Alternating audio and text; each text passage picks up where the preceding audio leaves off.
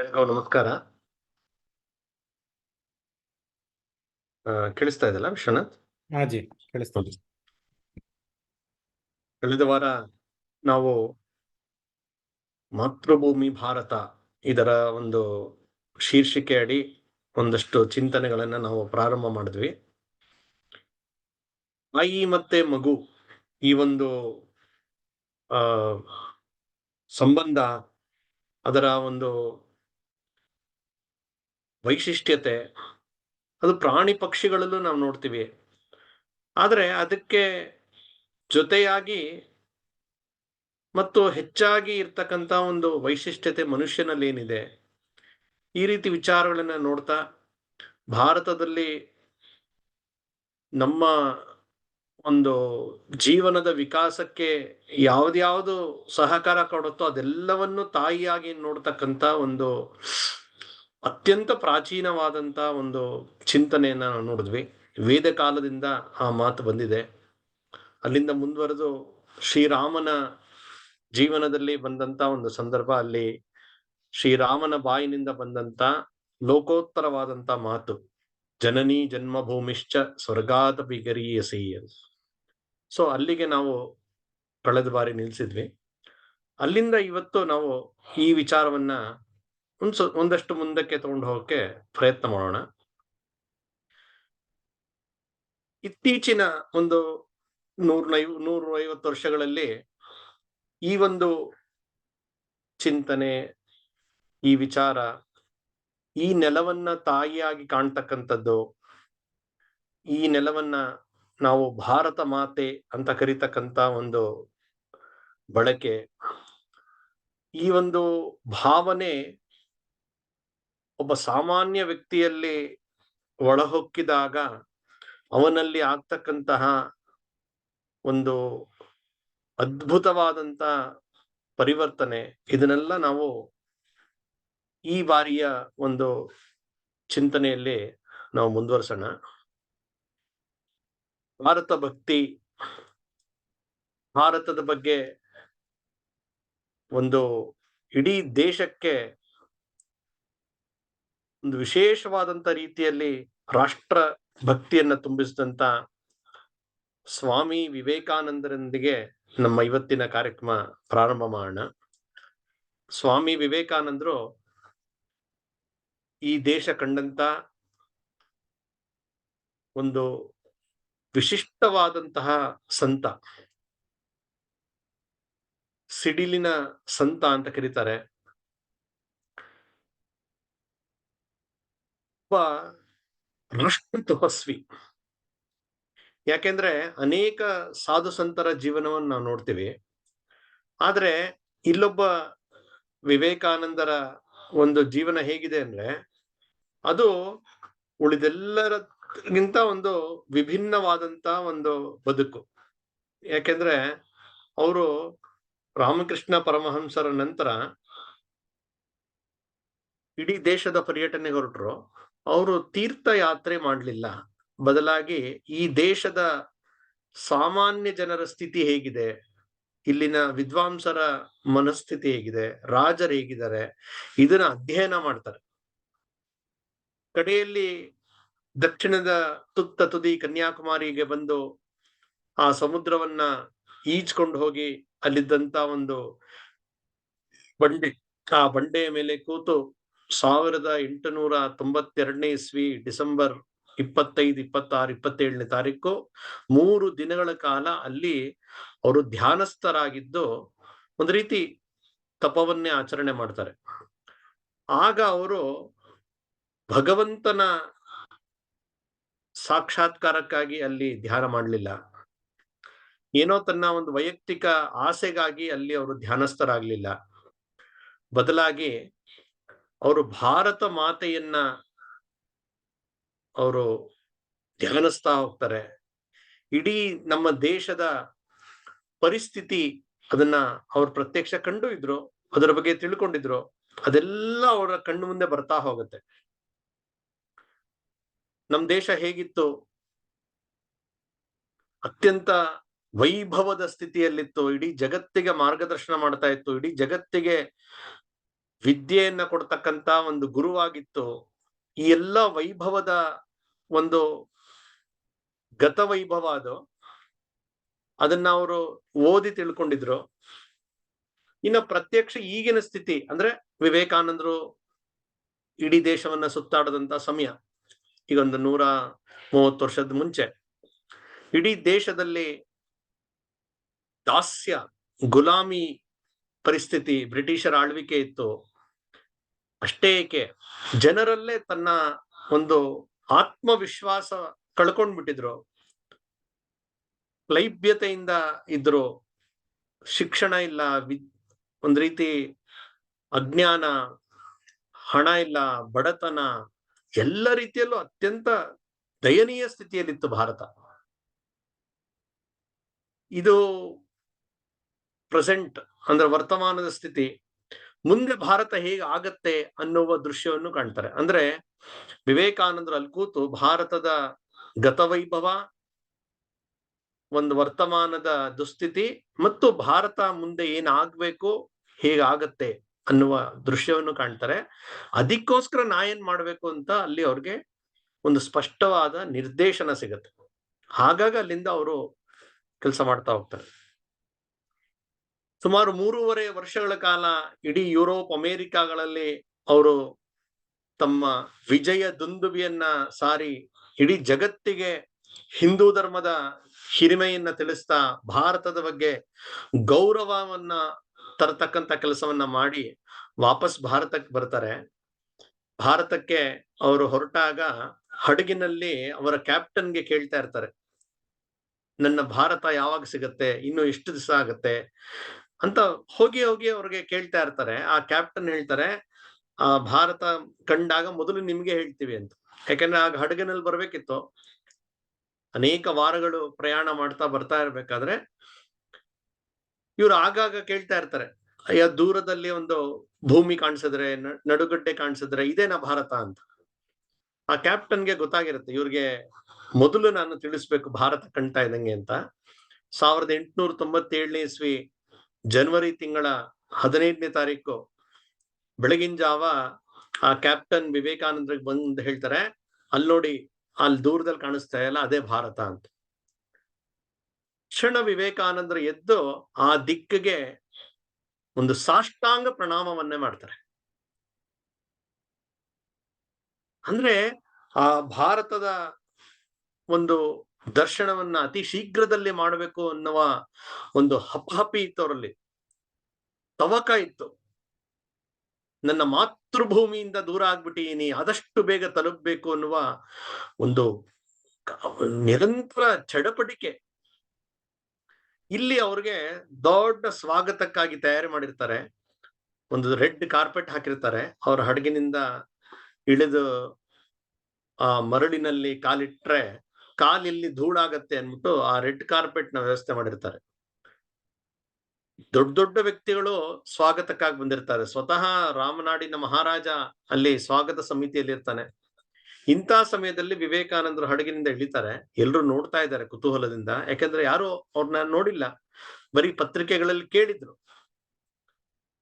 ಆ ಕಾಲ್ ಇಡ್ತಾ ಇದ್ದಂಗೆ ಅವರು 2 ಹೆಜ್ಜೆ ಹೋಗಿ ತಕ್ಷಣ ಚಂಗಂತೆ ಪಕ್ಕದ ಮರಳಿಗೆ ಹಾರಿ ಆ ಮರಳನ್ನು ತಗೊಂಡು ಮೈ ಮೇಲೆಲ್ಲ ಹಾಕೊಳ್ತಾರೆ.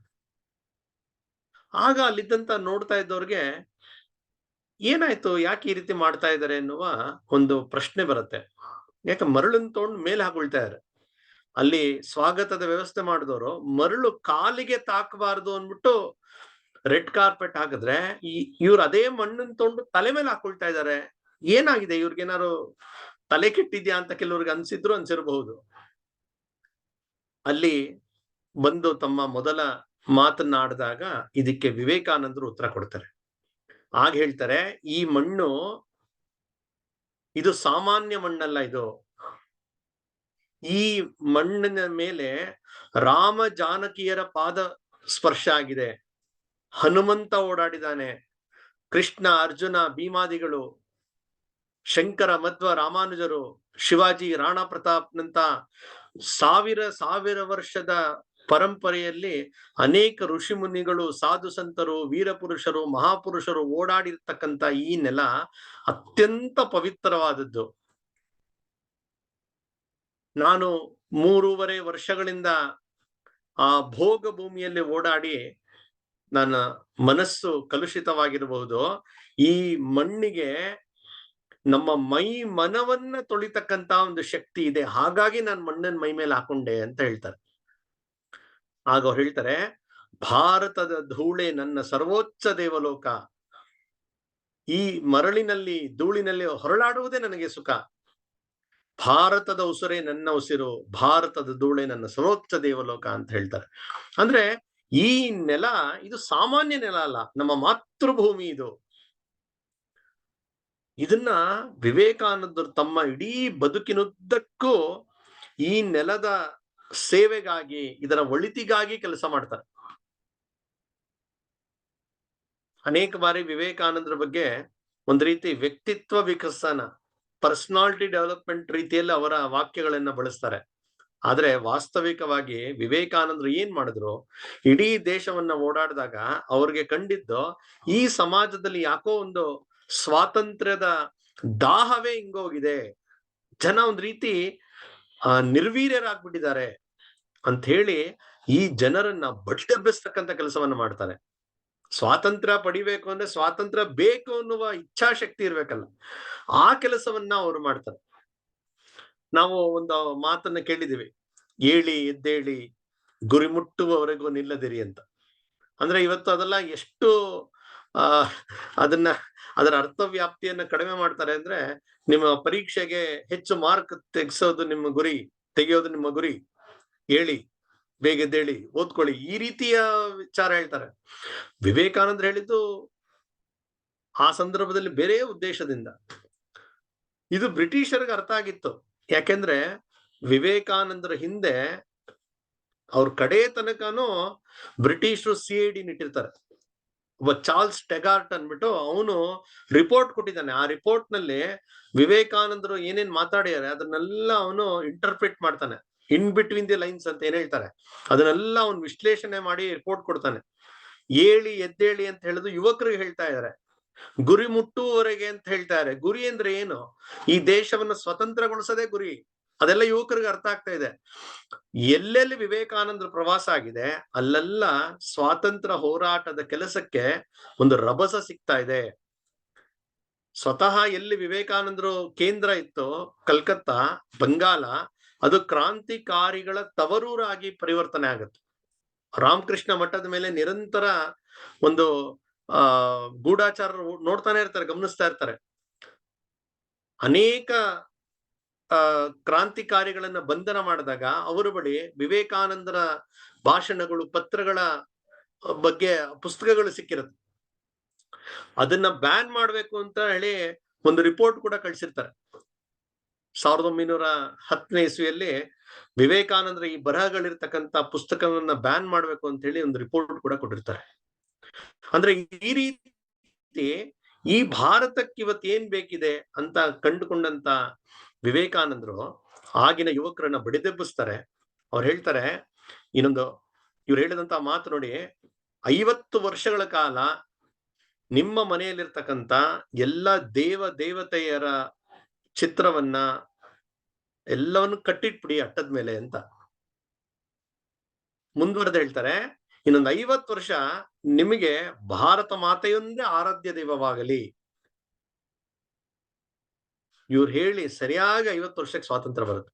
ಅಂದ್ರೆ ಆಗಿನ ಯುವಕರಿಗೆ ತುಂಬಾ ಅವಶ್ಯಕತೆ ಇದ್ದಿದ್ದು ಈ ಒಂದು ಮಾತೃಭಾವ, ಮಾತೃಭಕ್ತಿ, ಇದನ್ನ ಜಾಗೃತಿಗೊಳಿಸ್ತಕ್ಕಂಥ ಕೆಲಸವನ್ನು ವಿವೇಕಾನಂದರು ನಿರಂತರವಾಗಿ ಮಾಡ್ತಾ ಹೋಗ್ತಾರೆ. ಅದರ ಪರಿಣಾಮ ಅವರ ನಂತರದ ಎಲ್ಲಾ ಸ್ವಾತಂತ್ರ್ಯ ಹೋರಾಟಗಾರರಿಗೆ ವಿವೇಕಾನಂದರ ಒಂದು ಈ ಪ್ರಯತ್ನ ಒಂದು ರೀತಿ ಇಂಧನವಾಗಿ ಸಿಗತ್ತೆ. ನೋಡಿ, ನಮ್ಮ ಸ್ವಾತಂತ್ರ್ಯ ಹೋರಾಟ ಅಂತ ಹೆಂಗೆ ಗಾಂಧೀಜಿ ಅವರನ್ನ ನೆನಪು ಮಾಡ್ಕೊಳ್ತೀವಿ. ಗಾಂಧೀಜಿಯವರು ಕಲ್ಕತ್ತಾಗೆ ಭೇಟಿ ಕೊಟ್ಟಾಗ ಅಲ್ಲಿ ಅವರು ತಮ್ಮ ವಿಸಿಟರ್ ಡೈರಿ ಇರುತ್ತಲ್ಲ, ಅಲ್ಲಿ ವಿವೇಕಾನಂದರು ಇದ್ದಂತ ಜಾಗಕ್ಕೆ ಅವರು ಭೇಟಿ ಕೊಡ್ತಾರೆ. ವಿವೇಕಾನಂದ ತೀರ್ಕೊಂಡಿರ್ತಾರೆ. ಆಗ ಅವರು ಬರೀತಾರೆ, ಗಾಂಧೀಜಿ ಅವರು ನಾನು ವಿವೇಕಾನಂದರ ವಿಚಾರವನ್ನ ಓದಿದ ನಂತರ ನನ್ನ ದೇಶಭಕ್ತಿ 1000 ಪಟ್ಟು ಜಾಸ್ತಿ ಆಯ್ತು ಅಂತ ಬರೀತಾರೆ. ಅಂದ್ರೆ ಯಾರನ್ನ ನಾವು ಇವತ್ತು ಫಾದರ್ ಆಫ್ ನೇಷನ್ ಅಂತ ಕರಿತೀವಿ, ಅವರ ದೇಶಭಕ್ತಿಯನ್ನ 1000 ಪಟ್ಟು ಜಾಸ್ತಿ ಮಾಡಿದ್ರೆ ಅಂತ ವ್ಯಕ್ತಿ ವಿವೇಕಾನಂದರಿಗೆ ನಾವೇನ್ ಕರಿಬೇಕು? ಇದು ವಿವೇಕಾನಂದ. ಅಂದ್ರೆ ಭಾರತ ಮಾತೆ ಈ ಒಂದು ಭಾವವನ್ನ ಯುವ ಸಮಾಜದಲ್ಲಿ ಅತ್ಯಂತ ಪ್ರಬಲವಾಗಿ ರೂಪಿಸೋದಲ್ಲಿ ವಿವೇಕಾನಂದರ ಒಂದು ಕಾರ್ಯ ಇತ್ತೀಚಿನ ಅರ್ವಾಚೀನ ಒಂದು ಕಾಲ ಸಂದರ್ಭದಲ್ಲಿ ಬಹಳ ಮುಖ್ಯವಾದದ್ದು. ಅದರ ಸಮಕಾಲೀನರೇ ಆದಂತ ಮತ್ತೊಬ್ಬರು ಯೋಗಿ ಅರವಿಂದ. ಅವರು ಮತ್ತೆ ಮತ್ತೆ ಈ ವಿಚಾರವನ್ನ ಯುವಕರಲ್ಲಿ ತಿಳಿಸೋ ಪ್ರಯತ್ನ ಮಾಡ್ತಾರೆ. ಈ ಭೂಮಿ ಏನಿದೆ, ಇದೊಂದು ಜಡ ರಾಶಿ ಅಲ್ಲ, ಜಡ ವಸ್ತು ಅಲ್ಲ, ಕೇವಲ ಕಲ್ಲು ಮಣ್ಣಿದೆ, ಅದು ಆ ರೀತಿ ನೋಡ್ಬೇಡಿ, ಆ ರೀತಿ ಅಲ್ಲ ಅಂತ ಅವರು ಆಧ್ಯಾತ್ಮಿಕ ಒಂದು ದೃಷ್ಟಿಯಲ್ಲಿ ಅದನ್ನ ನೋಡ್ತಾ ಅವ್ರು ಹೇಳ್ತಾರೆ, ಈ ನೆಲ ಏನಿದೆ ಈಕೆ ಜಗನ್ಮಾತೆ, ಈ ನೆಲ ಇದು ಆದಿಶಕ್ತಿ, ಈಕೆ ಮಹಾಮಾಯೆ, ಆಕೆ ಕಾಳಿ ಮೈವೆತ್ತ ರೂಪ ಅಂತ ಹೇಳಿ ಯೋಗಿ ಅರವಿಂದ್ರ ಹೇಳ್ತಾರೆ. ಇವರು ಕೂಡ ವಿವೇಕಾನಂದರ ವಿಚಾರದಿಂದ ತುಂಬಾ ಪ್ರಭಾವಿತರಾದಂಥವ್ರು. ಬಂಗಾಲದಲ್ಲಿ ಕ್ರಾಂತಿಕಾರಿಗಳಿಗೆ ನೇತೃತ್ವ ಕೊಟ್ಟವರು.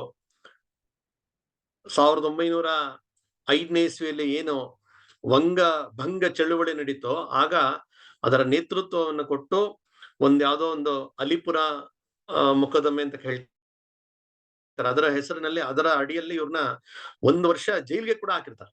ಅದಾದ್ಮೇಲೆ ಇವರು ಪಾಂಡಿಚೇರಿಗೆ ಬಂದು ತಮ್ಮ ಯೋಗ ಸಾಧನೆಯನ್ನು ಮುಂದುವರಿಸ್ತಾರೆ. ಅಂದ್ರೆ ಅವ್ರಿಗೆ ಸ್ಪಷ್ಟ ಇತ್ತು, ಆ ಯೋಗ ಸಾಧನೆಯನ್ನು ಮಾಡ್ತಾ ಇರ್ಬೇಕಾದ್ರೆ ಕೂಡ ತಮ್ಮೆಲ್ಲಾ ವಿಚಾರದಲ್ಲಿ ಈ ನೆಲವನ್ನ ನಾವು ಸಾಮಾನ್ಯ ಒಂದು ಭೂಪ್ರದೇಶ, ಒಂದು ಪೀಸ್ ಆಫ್ ಲ್ಯಾಂಡ್ ಅಂತ ನೋಡ್ಬೇಡಿ ಅಂತ ಅವರು ಮತ್ತೆ ಮತ್ತೆ ಮತ್ತೆ ಹೇಳ್ತಾ ಹೋಗ್ತಾರೆ. ಅದೇ ರೀತಿ ಈ ಭಾವವನ್ನ ಮತ್ತಷ್ಟು ಪ್ರಭಾವಿಯಾಗಿ ಜನಮಾನಸದಲ್ಲಿ ಕುಡಿಸಿದಂಥವ್ರು ಬಂಕಿಮಚಂದ್ರ ಚಟ್ಟೋಪಾಧ್ಯಾಯ ಅವರು. ಅವರು ತಮ್ಮ ಆನಂದ ಮಠ ಅನ್ನುವ ಒಂದು ಕಾದಂಬರಿಯಲ್ಲಿ ಒಂದು ಸನ್ಯಾಸಿಗಳು ಆಂದೋಲನ ಮಾಡತಕ್ಕಂತ ಒಂದು ಕಥೆಯ ಹಿನ್ನೆಲೆಯಲ್ಲಿ ಇರ್ತಕ್ಕಂತ ಕಾದಂಬರಿ, ಅದರಲ್ಲಿ ಅವರು ಈ ವಂದೇ ಮಾತರಂ ಗೀತೆಯನ್ನ ಅವರು ಜೋಡಿಸಿರ್ತಾರೆ.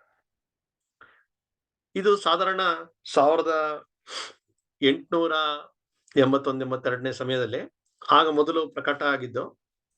ಆಗ ಅವರ ಮಗಳ ಹತ್ರ ಮಾತಾಡ್ತಾ ಹೇಳಿರ್ತಾರೆ, ನೋಡ್ತಾ ಇರೋ ಇನ್ನೊಂದು 20 ವರ್ಷದ ನಂತರ ಈ ಒಂದು ಹಾಡು ಯಾವ ರೀತಿಯ ಒಂದು ಕ್ರಾಂತಿಯನ್ನ ಮಾಡತ್ತೆ ಅಂತ ಅವರು ಮಗಳಿಗೆ ಹೇಳಿರ್ತಾರೆ.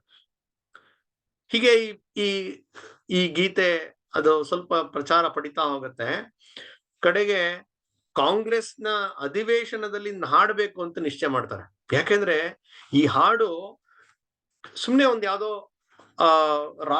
ರಾಗಬದ್ಧವಾಗಿದೆ ಅಥವಾ ಒಂದು ಹೇಳಕ್ ಚೆನ್ನಾಗಿರುತ್ತೆ ಅಂತ ಬರೆದಂತ ಒಂದು ಹಾಡಲ್ಲ ಇದು.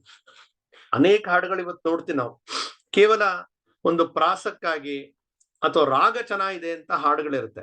ಆ ರೀತಿ ಬರೆದಂತ ಹಾಡಲ್ಲ ಇದು. ಇದು ಸುಮ್ನೆ ಒಂದೇನೋ ಕೆಲವು ನಿರ್ಜೀವ ಪದಗಳನ್ನ ಜೋಡಿಸಿದಂತ ಹಾಡಲ್ಲ. ಇದು ಮಾತೃಭೂಮಿಯ ಜೊತೆಗೆ ಒಬ್ಬ ವ್ಯಕ್ತಿ ತನ್ನ ಭಕ್ತಿ ನಿಷ್ಠೆಗಳನ್ನ ವ್ಯಕ್ತಗೊಳಿಸ್ತಕ್ಕಂತ ಒಂದು ಪವಿತ್ರವಾದ ಶಪಥ ಇದು. ಈ ಮಾತೃ ವಂದನೆ, ಒಂದೇ ಮಾತರಂ ಅಂದ್ರೆ ಏನು? ತಾಯೇ ವಂದಿಸುವೆ ಅಷ್ಟೇ.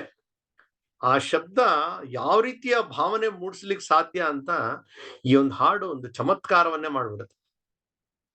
ಈ ಗೀತೆಗೆ ಒಂದು ಸುಂದರವಾಗಿ ರಾಗ ಸಂಯೋಜನೆ ಮಾಡಿ ಮೊದಲು ಹಾಡಿದ್ದೇ ರವೀಂದ್ರನಾಥ್ ಟ್ಯಾಗೂರ್ ಅವರು. 1896ನೇ ಇಸ್ವಿಯಲ್ಲಿ ಕಾಂಗ್ರೆಸ್ನ ಅಧಿವೇಶನದಲ್ಲಿ ಮೊದಲ ಬಾರಿ ಹಾಡ್ತಾರೆ. ಅದಾದ್ಮೇಲೆ ಪ್ರತಿ ರಾಷ್ಟ್ರೀಯ ಅಧಿವೇಶನದಲ್ಲಿ ವಂದೇ ಮಾತರಂನಿಂದನೇ ಪ್ರಾರಂಭ. ಅದು ಒಂದು ರೀತಿ ಅಲಿಖಿತ ನಿಯಮ ಆಗ್ಬಿಡುತ್ತೆ. ಎಷ್ಟು ಪ್ರಭಾವ ಬೀರ್ತು ಅಂತ ಹೇಳಿದ್ರೆ 1905ನೇ ಇಸ್ವಿಯಲ್ಲಿ ಬ್ರಿಟಿಷರು ಒಂದು ಕುತಂತ್ರ ಮಾಡಿ ಬಂಗಾಲ ಪ್ರಾಂತ, ಇವತ್ತಿನ ನಾವು ಏನು ಪಶ್ಚಿಮ ಬಂಗಾಲ ಅಷ್ಟೇ ಅಲ್ಲ, ತುಂಬಾ ದೊಡ್ಡ ಪ್ರಾಂತ ಇತ್ತು. ಇವತ್ತಿಗೆ ನಾವು ಹೋಲಿಸ್ಬೇಕು ಅಂದ್ರೆ ಬಂಗಾಲ, ಇವತ್ತಿನ ಪಶ್ಚಿಮ ಬಂಗಾಲ, ಒರಿಸ್ಸಾ, ಬಿಹಾರ್, ಜಾರ್ಖಂಡ್ ಮತ್ತು ಏನು ಬಾಂಗ್ಲಾದೇಶ್ ಮತ್ತು ಅಸ್ಸಾಂ, ಇದೆಲ್ಲ ಸೇರಿ ಬಂಗಾಲ ಪ್ರಾವಿನ್ಸ್ ಅಂತ ಇರುತ್ತೆ. ಇದನ್ನ ಅವರು ಮುಸಲ್ಮಾನ್ ಬಾಹುಳ್ಯ ಇರ್ತಕ್ಕಂಥದ್ದು, ಹಿಂದೂ ಬಾಹುಳ್ಯ ಇರ್ತಕ್ಕಂಥದ್ದು ವಿಭಜನೆ ಮಾಡ್ಬಿಡ್ತಾರೆ 1905ನೇ ಇಸ್ವಿಯಲ್ಲಿ. ವಿಶೇಷವಾಗಿ ಅವ್ರ ಉದ್ದೇಶ ಇದ್ದಿದ್ದು ಏನು ಕ್ರಾಂತಿಕಾರಿ ಚಟುವಟಿಕೆ ನಡೀತಾ ಇತ್ತೋ ಇದಕ್ಕೆ ಒಂದ್ ರೀತಿಯ ದಮನ ಮಾಡಬೇಕು ಅನ್ನುವ ದುರುದ್ದೇಶದಿಂದ ಬ್ರಿಟಿಷರು ಮಾಡ್ತಾರೆ. ಆಗ ಇದ್ರ ವಿರುದ್ಧ ಒಂದು ಪ್ರತಿಭಟನೆ ಪ್ರಾರಂಭ ಆಯ್ತು. ಅವ್ರು ಅನ್ಕೊಂಡಿದ್ರು ಬಂಗಾಲದಲ್ಲಿ ಪ್ರತಿಭಟನೆ ನಡೆಯುತ್ತೆ, ಅದನ್ನ ನೋಡ್ಕೋಣ ನಾವು ಅಂತ. ಆದ್ರೆ ಅದು ಕೇವಲ ಬಂಗಾಲದಲ್ಲ, ಬಂಗಾಲದಲ್ಲಿ ಪ್ರಾರಂಭವಾಗಿ ಇಡೀ ದೇಶಕ್ಕೆ ಅದು ಹರಡತ್ತೆ. ಅದನ್ನ ವಂಗ ಭಂಗ ಚಳುವಳಿ ಅಂತ ಕರೀತಾರೆ. ಅದಕ್ಕೆ ಇನ್ನೊಂದು ಹೆಸರೇ ಒಂದೇ ಮಾತರಂ ಚಳುವಳಿ ಅಂತ. ಯಾಕೆ ಅಂದ್ರೆ ಆ ಒಂದೇ ಮಾತರಂ ತುಂಬಾ ಒಂದು ತಾರಕಕ್ಕೆ ತಲುಪದಂತ ಸಂದರ್ಭ ಇದು. ಪ್ರತಿಯೊಬ್ರು ಬಾಯಿನಲ್ಲಿ ಬರ್ತಾ ಹೋಯ್ತು. ಆ ಒಂದೇ ಮಾತರಂ ಶಬ್ದ ಹೇಳಿದ್ರೆ ಇನ್ನೊಂದು ರೋಮಾಂಚನ ಆಗ್ತಾ ಇರುತ್ತೆ. ಇಡೀ ದೇಶದಲ್ಲಿ ಈ ಒಂದೇ ಮಾತರಂ ಚಳುವಳಿ ಯಾವ ರೀತಿ ಬಿಸಿ ಮುಡ್ತು ಅಂತ ಹೇಳಿದ್ರೆ ಬ್ರಿಟಿಷರೇ ಹೆದರ್ ಬಿಡ್ತಾರೆ. ಕಡೆಗೆ 1909ನೇ ಇಸ್ವಿಯಲ್ಲಿ ಬ್ರಿಟಿಷರು ಒಂದು ಸರ್ಕ್ಯುಲರ್ ಕಳಿಸ್ತಾರೆ, ರಿಸ್ಲೆ ಸರ್ಕ್ಯುಲರ್ ಅಂತ. ನೋಡಿ, ಆತರ ಪ್ರಾಯಶಃ ಯಾವುದೇ ಸರ್ಕ್ಯುಲರ್ ಬಂದಿರೋಕ್ಕೆ ಸಾಧ್ಯ ಇಲ್ಲ ಅನ್ಸುತ್ತೆ. ಏನಂದ್ರೆ ಆ ಸರ್ಕ್ಯುಲರ್ ನಲ್ಲಿ ಹೇಳೋದು ಒಂದೇ ಮಾತರಂ ಅಂದ್ರೆ ತಾಯೇ ವಂದಿಸುವೆ. ಈ ಶಬ್ದ ಯಾರು ಹೇಳ್ಬಾರ್ದು ಅಂತ. ಯಾರು ಈ ಶಬ್ದವನ್ನು ಹೇಳಿದ್ರೆ ಅವ್ರನ್ನ ಬಂಧನ ಮಾಡ್ಬೇಕು ಅಂತ. ಎಲ್ಲಾ ಸರ್ಕಾರಿ ಕಚೇರಿಗಳಿಗೆ, ಶಾಲಾ ಕಾಲೇಜ್ಗಳಿಗೆ ಎಲ್ಲಾ ಕಡೆ ಸರ್ಕ್ಯುಲರ್ ಬರುತ್ತೆ. ಅಂದ್ರೆ ಬ್ರಿಟಿಷರಿಗೆ ಆ ಶಬ್ದ ಕೇಳಿದ್ರೆ ಅಷ್ಟು ಭಯ ಆಗ್ತಾ ಇತ್ತು.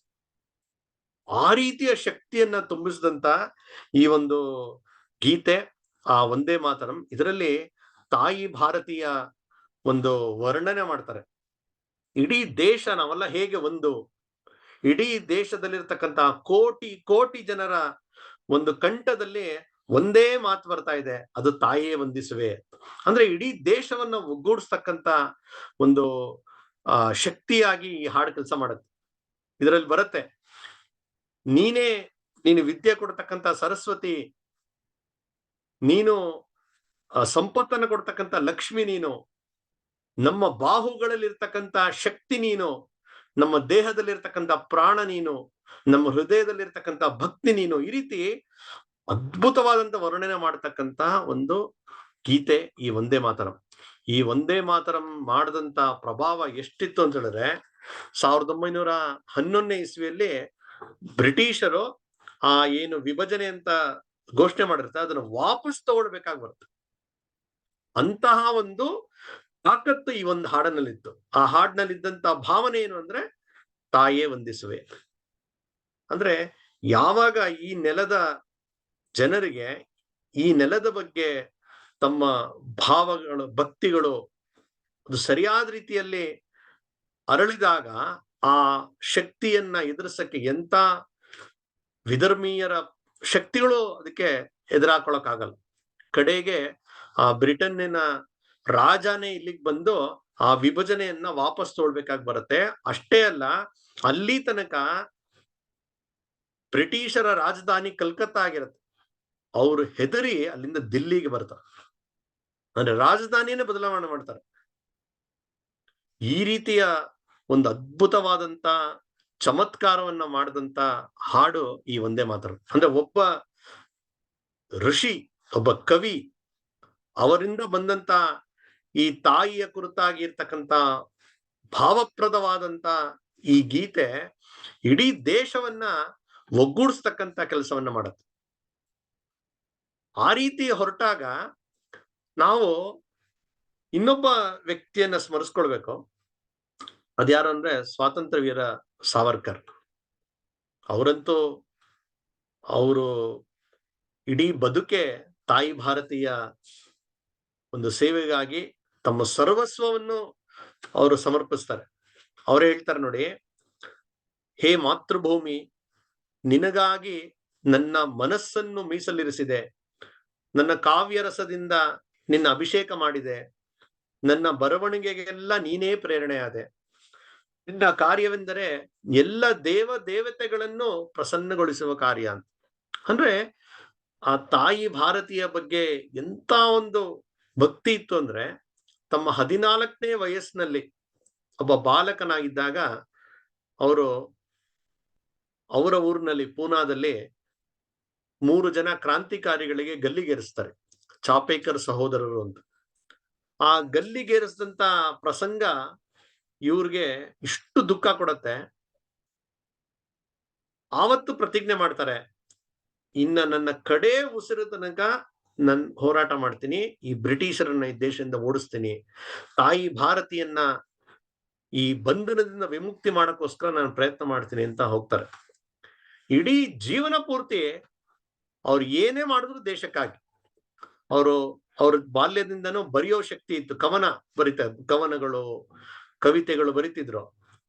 ಅವ್ರು ಯಾವ್ದೋ ಪ್ರೇಮ ಕವನ ಬರೀಲಿಲ್ಲ, ಬಾಲ್ಯದಿಂದನೂ ಬರಿತಾ ಇದ್ದೇನಂದ್ರೆ ಆ ಕವನ ಓದ್ತಾ ಇದ್ದಂಗೆ ಯುವಕರಲ್ಲಿ ಮತ್ತಷ್ಟು ದೇಶಭಕ್ತಿ ಅರಳಬೇಕು, ಮೂಡಬೇಕು, ಸ್ವಾತಂತ್ರ್ಯ ಹೋರಾಟಕ್ಕೆ ಅವ್ರಿಗೆ ಒಂದು ಪ್ರೇರಣೆ ಸಿಗಬೇಕು ಅಂತದೇ ಕವನ ಬರಿತಾ ಇದ್ರು. ಅಂದ್ರೆ ಬರೆದ್ರೆ ದೇಶಕ್ಕಾಗಿ, ಪುಸ್ತಕ ಬರೆದ್ರು, ಅನುವಾದ ಮಾಡಿದ್ರು, ಅವ್ರದೇ ಕಾದಂಬರಿ ಬರೆದ್ರು, ಏನೇ ಬರೆದ್ರು ದೇಶಕ್ಕಾಗಿ, ಏನೇ ಮಾಡಿದ್ರು ದೇಶಕ್ಕಾಗಿ. ವಿದೇಶಕ್ಕೋಸ್ಕರ ಓದಕ್ ಹೋದ್ರು, ಯಾಕೆ? ದೇಶಕ್ಕಾಗಿ. ಯಾಕೆಂದ್ರೆ ಬ್ರಿಟನ್ಗೆ ಹೋದ್ರೆ ಅಲ್ಲಿದ್ದು ಅವರ ಚಲನವಲನಗಳು, ಅವರ ತಂತ್ರಗಳು ಅರ್ಥ ಮಾಡ್ಕೊಂಡ್ರೆ ಅವ್ರಿಗೆ ಸರಿಯಾದ ರೀತಿ ನಾವು ಟಕ್ಕರ್ ಕೊಡ್ಬೋದು ಅನ್ನೋದಕ್ಕೋಸ್ಕರ ಅವರು ವಿದೇಶಕ್ಕೆ ಹೋದ್ರು. ಅಂದ್ರೆ ಹೆಜ್ಜೆ ಹೆಜ್ಜೆಗೆ ಅವರು ತಗೊಂಡಂತ ಮಾಡದಂತ ಎಲ್ಲಾ ನಿರ್ಧಾರಗಳು, ಕೆಲಸಗಳು ಅದು ದೇಶಕ್ಕಾಗಿ. ಯಾಕೆಂದ್ರೆ ತಾಯಿ ಭಾರತಿ ಅವಳು ವಿಮುಕ್ತಳಾಗ್ಬೇಕು ಅನ್ನೋ ಒಂದೇ ಒಂದು ಉದ್ದೇಶದಿಂದ ಅವ್ರು ಇಡೀ ಜೀವನವನ್ನು ಅದಕ್ಕೋಸ್ಕರ ಸಮರ್ಪಣೆ ಮಾಡ್ತಾರೆ. ಅವರ ಅನೇಕ ಕವನಗಳಿದೆ. ಅದರಲ್ಲಿ ಒಂದು ತುಂಬಾ ಪ್ರಸಿದ್ಧವಾದದ್ದು ಜಯೋಸ್ತುತೆ ಅಂತ ಮರಾಠಿಲಿ ಬರೆದಿರ್ತಕ್ಕಂಥ ಒಂದು, ಇದೊಂದು ರೀತಿಯ ಮರಾಠಿ ಭಾಷೆಯಲ್ಲಿರುವ ಒಂದೇ ಮಾತರಂ ಅಂತ ಹೇಳಿದ್ರೆ ತಪ್ಪಾಗಲ್ಲ, ಆ ರೀತಿ ಅದ್ಭುತವಾದಂತಹ ಹಾಡು.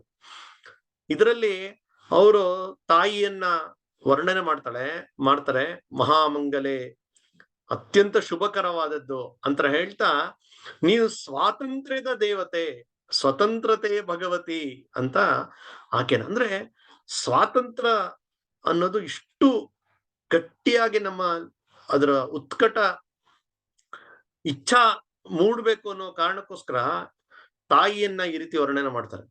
ಅದರಲ್ಲಿ ಅವ್ರು ಹೇಳ್ತಾರೆ, ತುಂಬಾ ಚೆನ್ನಾಗಿದೆ ಮರಾಠಿಯಲ್ಲಿ, ಅದು ಅನುವಾದಗಳು ಸಿಗತ್ತೆ, ನಾವು ಓದ್ಬೋದು. ನೀನು ಇದ್ರೆ ನನ್ನ ಬದುಕು ಸಾರ್ಥಕ ಆಗತ್ತೆ,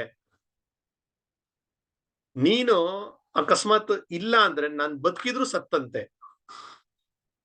ನೀನಿದ್ಯಾ ಅಂದ್ರೆ ನಾನು ಸತ್ತಿದ್ರು ಬದುಕಂತೆ. ಅಂದ್ರೆ ನೋಡಿ ಅವರ ಚಿಂತನೆಗಳು ಯಾವ ರೀತಿ ನೋಡಿ.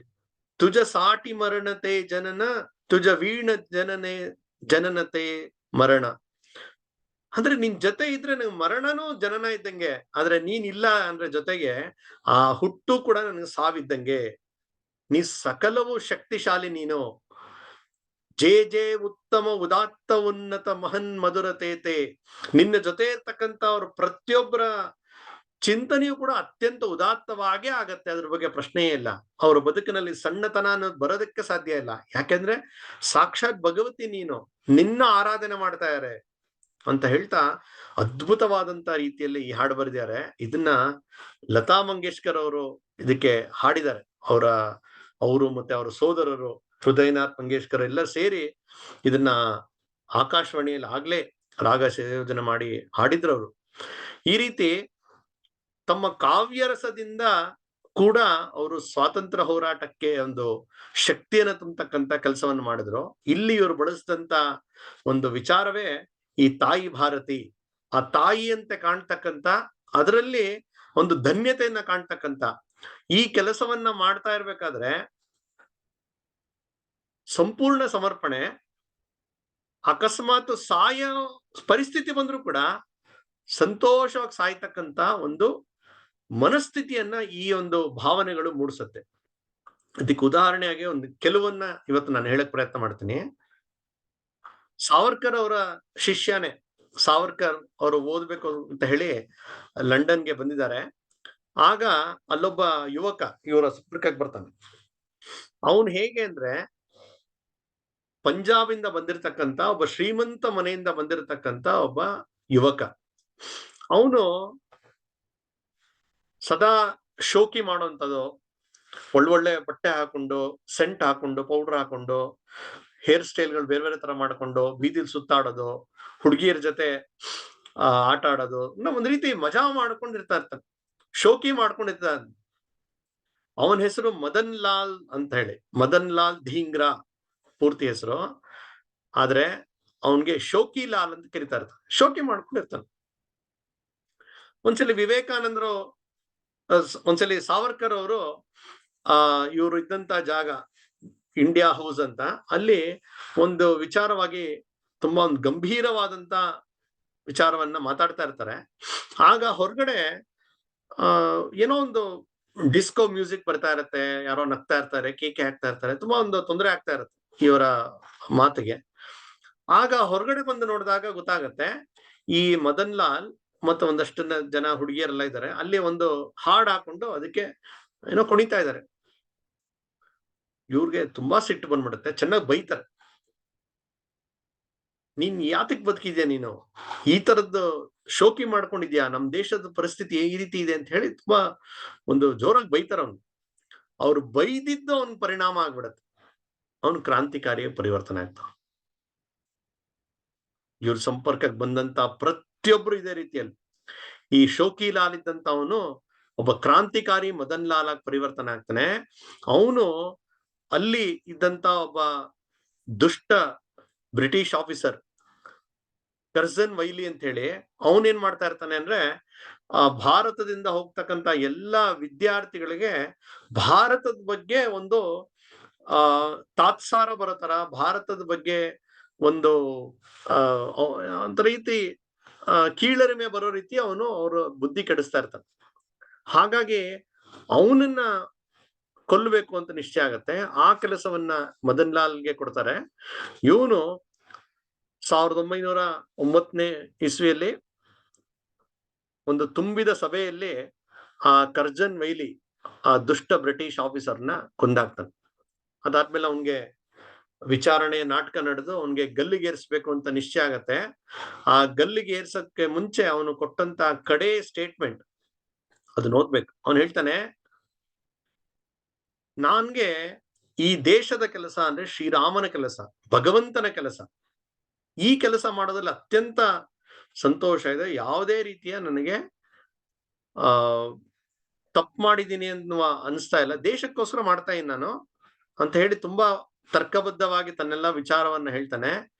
ಕಡೆಯಲ್ಲಿ ಒಂದು ಮಾತು ಹೇಳ್ತಾನೆ, ಈ ಭಾರತ ಮಾತೆ ಇಷ್ಟು ದೊಡ್ಡ ತಾಯಿ, ಇಷ್ಟು ದೊಡ್ಡ ತಾಯಿಗೆ ನನ್ನಂತ ದಡ್ಡ ಮಗ ತನ್ನ ರಕ್ತ ಅಲ್ಲದೆ ಇನ್ನೇನ್ ಕೊಡ್ಲಿಕ್ಕೆ ಸಾಧ್ಯ, ಹಾಗಾಗಿ ನಾನು ನನ್ನ ಪ್ರಾಣವನ್ನ ಸಮರ್ಪಣೆ ಮಾಡ್ತಾ ಇದೀನಿ ಅಂತ ಹೇಳ್ತಾ ಗಲ್ಲಿಗೆ ಇರ್ತಾನೆ.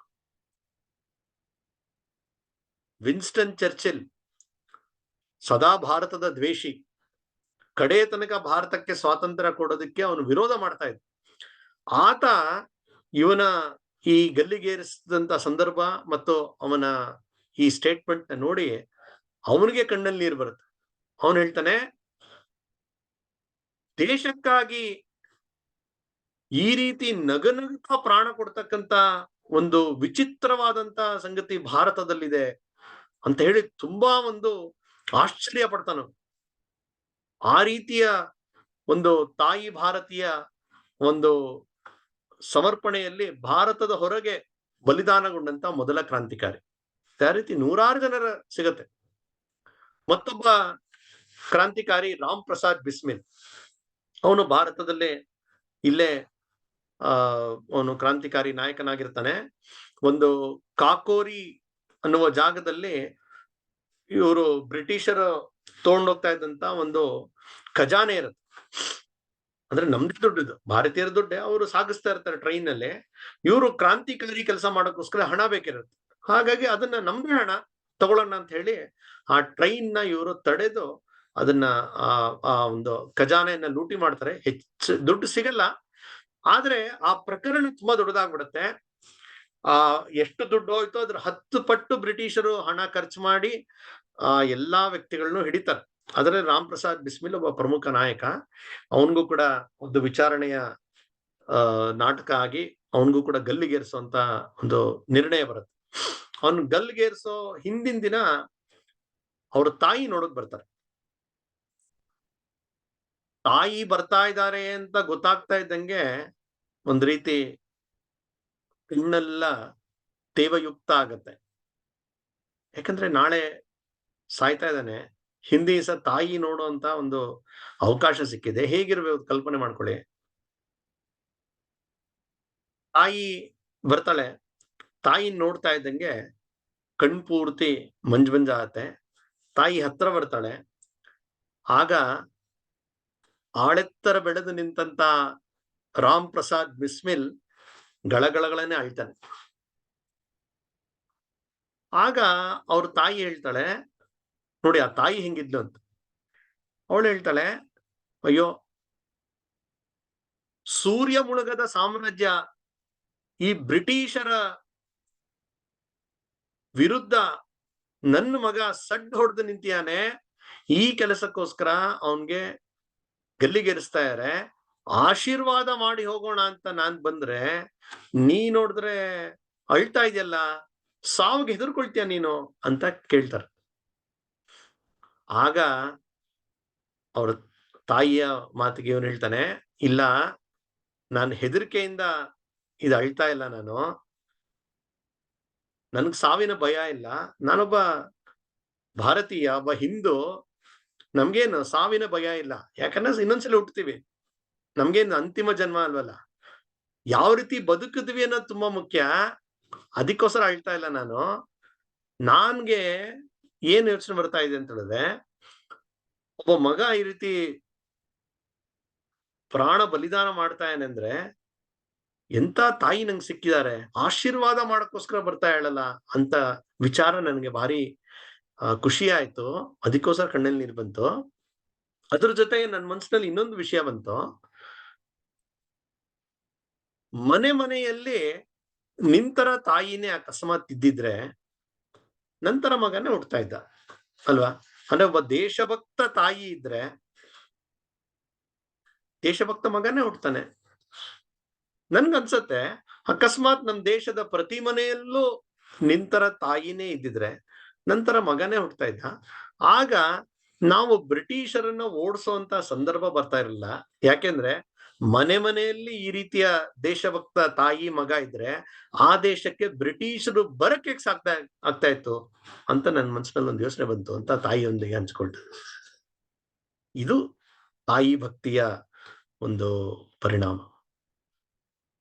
ತುಂಬಾ ಒಳ್ಳೆ ಕವಿ ಅವನು.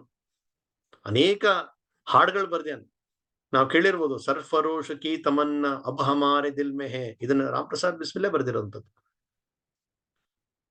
ಇದೇ ಗರಡಿಯಲ್ಲಿ ತಯಾರಾದಂತ ಇನ್ನೂ ಅನೇಕ ಕ್ರಾಂತಿಕಾರಿಗಳ ಬದುಕಿನಲ್ಲೂ ಇದೇ ರೀತಿ ನಾವು ನೋಡ್ತೇವೆ. ಅದು ಆಜಾದ್ ಇರ್ಬೋದು, ಭಗತ್ ಸಿಂಗ್ ಇರ್ಬೋದು, ರಾಜೇಂದ್ರ ಲಾಹಿರಿ ಇರ್ಬೋದು.